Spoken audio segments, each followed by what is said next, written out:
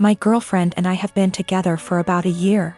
Most everything is great except one thing. If I tell her I'm sick / not feeling well / hurt, she refuses to believe me. If I have a cold, she tells me I'm faking it until it goes away and then says, "See, you are fine." I'm rarely sick, so it's never been a major issue. But she has zero sympathy when I'm sick. She grew up with hypochondriac parents who were always sick with something, often self-diagnosing themselves with fatal maladies. She has limited contact with them, and the time I met them, I was told by them that they didn't have long left to live. I get it, growing up in that household must have been awful. But what happened on Sunday just sent me over the edge. Girlfriend and my sister wanted to check out this event and we were all supposed to go. I woke up with excruciating back pain and could barely breathe. Girlfriend got so mad at me for ruining this that she wouldn't speak to me. As she was about to leave, I asked her not to leave because I thought something was wrong. She said no and left. I threw up in my bed and eventually called my parents. I was too embarrassed to call 911. And my mother and brother hauled me to the hospital. I was whisked back and after 20 minutes I was diagnosed with kidney stones. Fentanyl and gravel, and I had a CT scan and then went for a procedure to bust the kidney stones. 5 hours later and I was laying on my parents' sofa in a haze. I have never, and hope to never, feel pain like that again in my life. I was sure I was going to die. The attending in the told me it's worse than childbirth and that they've had it before, too. I didn't text my girlfriend throughout because I really didn't have the strength or foresight. I was drugged up and uncomfortable. My sister found out that I had been in the emergency room and soon after my girlfriend called me. She was pissed off I didn't call her. Then I reminded her that I begged her not to leave as I thought something was wrong. She got quiet and eked out an apology. I got furious and said something rather nasty things, unsavory things. In fairness, I was on dope, still sore, peeing blood and felt like someone had punched me in the gut. Standing was incredibly painful. I needed to take 2 days off of work and school. I rested in bed and the only thing you can think is the person who should have been there didn't even believe me. She's texted me this week a formal apology and wants one in return for saying nasty things to her. I've been avoiding her texts / calls. I felt like shit this week and picked something up in the So I laid low, took a few days off work and relaxed. She wants to meet tonight and talk about everything, but I'm still so mad I don't know if I should hold off seeing her. Is this as big a transgression as I feel like it is? Am I blowing this out of proportion because I felt so shitty? I just am so annoyed and angry. Girlfriend didn't believe me something was wrong and I wound up in the with kidney stones and needed a procedure.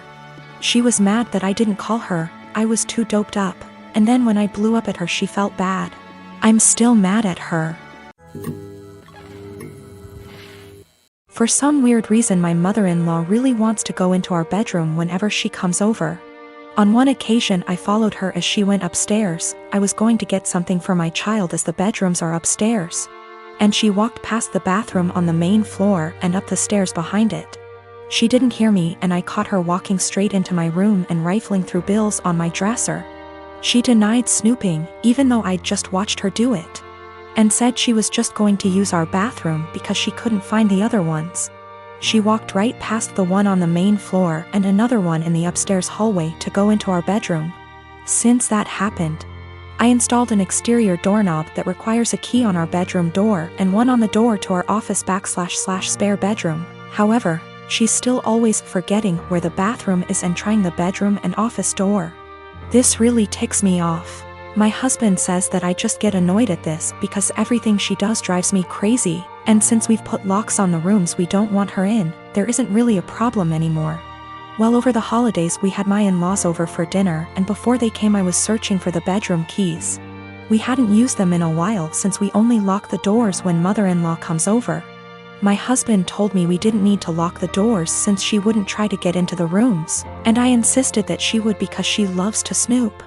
We went back and forth and decided to cover the doorknobs in superfine glitter to see if she tried them. I did this once before when husband didn't believe me about the snooping to prove she'd been in the rooms. Last time she ignored the glitter and we didn't say anything about it, but then my husband couldn't deny that she tried to snoop. So this time I covered the knobs in glitter, and for the office went a touch further and rigged a little folder of glitter over the door to the office before the in-laws came over. I left it one side unlocked, French doors, and it was set so if you walked in the room you would get covered in glitter. Husband goes out of his way to show his mom the main floor bathroom when they got here and specifically asks his parents and sister not to go upstairs. There's a baby gate so the kids can't get upstairs either. Well, guess who had to go to the bathroom and got covered in glitter and had it all over their hands and hair? She completely lost it and started screaming at me, so I yelled back, and now my husband is saying I went too far. Apparently her car is ruined now too because it's covered in glitter that she can't get cleaned up. I will be ordering some cellulose glitter that is biodegradable and safer for future projects. And if she comes over again, I will set up a camera. Or at least print out some fun fake documents so if she snoops again, she can at least find something interesting. This all went down about an hour ago and my wife is still crying in our bathroom with the door locked. Backstory: we had our son, now 11 months old, while my wife is in residency. She took a few weeks off before giving birth, and then went back to work a few months after. While I transitioned my hours to part-time so that I could stay at home and raise our son, my mom moved in with us shortly after the birth in order to help out, which allows me to get in a few hours of work per day and also not get swamped with taking care of the baby / housework. She's quite old-fashioned and would definitely not prefer this arrangement with me being a stay-at-home dad. But she hasn't said anything to either of us and has been a great help. For anyone unfamiliar with medical residency, it is brutal. My wife has just over a year left. Sometimes she comes and goes for 1 to 3 days and our son is asleep the whole time she's home, which has been happening more as his sleep schedule shifted to sleeping through the night. My mom and I make sure that when she's home and the baby is awake, my wife gets him 100%. I know it's been hard on her, but unfortunately it's just going to be this way for another year. The first big milestone she missed was him rolling over. When she got home, my mom pulled her over to the baby all excited. I thought she was going to tell her, but instead she says, "Julie, you came home right on time. He's been moving about as if he's going to roll over." They both stood there encouraging him, and right on cue he rolls. My wife was elated. She was so worried and guilty about not being there, and she took it as proof that she can still be a present mother while working. So we continued. I send texts over little things she misses through the day so that it's not completely unbelievable. But my wife has been present for every single big milestone. He coincidentally started crawling with her right there. His first words were in front of her, and he began standing, cruising, and walking when she happened to be home. The walking one was difficult. There was a tough 7-day stretch where she just wasn't home during the daytime when he was awake. And his walking went from teetering to walking a couple steps pretty confidently in that time.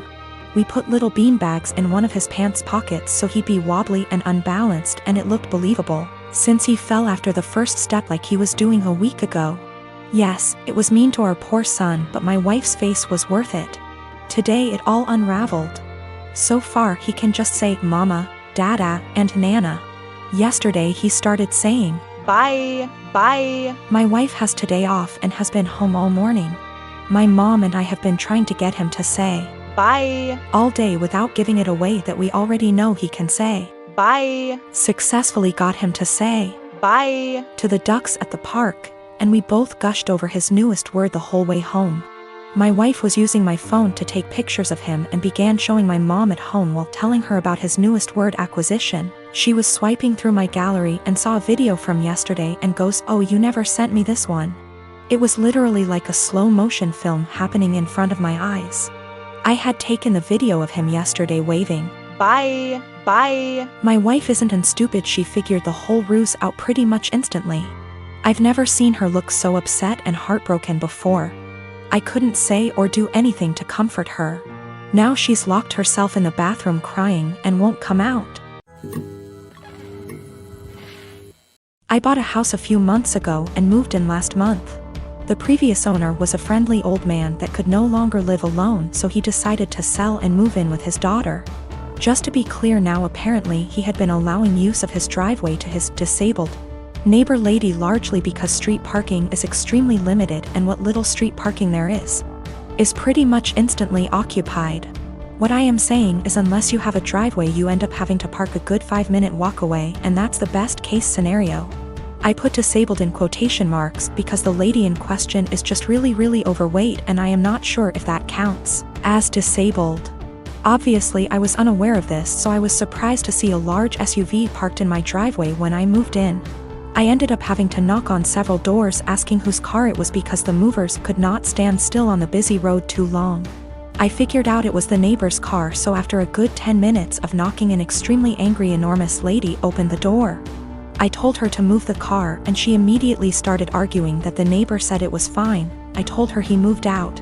I moved in and no, it is not fine, and to move it because the movers need to unload my stuff. She begrudgingly did. I ended up seeing her walking back half an hour later completely wet with sweat. Now a few days later I went back to work and lo and behold, the SUV is parked in my driveway again. I go over there again, spend 20 minutes knocking on the door before this lady opens the door, again, visibly angry. I tell her to move her car. My driveway is not public parking. She protests, saying her ankles can't take walking the distance and claims I can easily walk. I tell her that while that might be true, it's my goddamn driveway and I want to park there myself. Again she moves her car. Again I spot her half an hour later drenched in sweat making her way home. Well, it happened again a week ago, and this time she would not open her door. I got tired of it and had her SUV towed. She of course came to my house to scream at me. I told her to get the hell off my property. A few days later I had a small fence installed with a lock on it to make sure it did not happen again. I have since been getting dirty looks from her and one other neighbor, and when I told my mom she told me I should be nicer to people. I do feel sort of bad too. She clearly struggles with the walk after all.